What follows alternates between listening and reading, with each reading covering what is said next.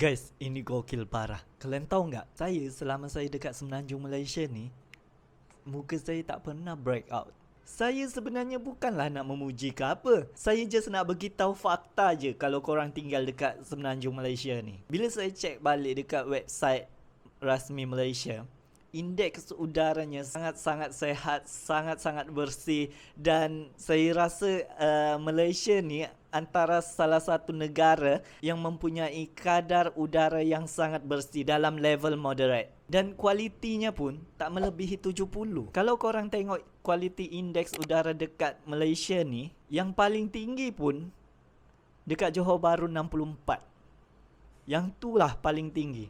Tu pun masih dalam moderate, masih orang cakap memuaskan, masih dalam keadaan terkawal dan sehat. Yang lain tu dia 60 ke bawah dah. Dia sangat-sangat baik, udaranya sehat untuk manusia hirup. Kalau kita pergi dekat Borneo, Sabah, Sarawak lagi lah, dia dalam kategori good je semua. Good je. Orang cakap macam tak terkacau. Macam tak ada pembangunan, macam tak ada kenderaan, macam hutan-hutan je sana. Padahal dekat sana pun ada bandar ibu negeri diorang masing-masing. Tapi udara sana still orang cakap terjaga. Sebab hutan-hutan dekat Malaysia ni masih dijaga, masih dikawal, supaya boleh memberikan udara-udara yang bersih dekat Malaysia ni.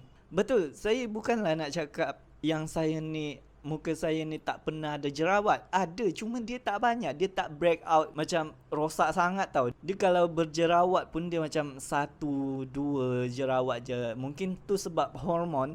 Tapi kalau sebab udara, saya rasa untuk break out yang terpaling break out tu tak pernah. Alhamdulillah tak pernah. So ini membuktikan dekat Malaysia ni udara dia sangat bersih, sangat-sangat sehat untuk kulit manusia. Kalau korang tak percaya, korang boleh tengok dekat website rasmi Malaysia, MyEQMS. Korang boleh akses dan korang boleh tengok indeks udara dekat Malaysia ni. So, apa pendapat korang? Hebat tak Malaysia menjaga indeks kualiti udara mereka supaya kekal bersih dan sehat?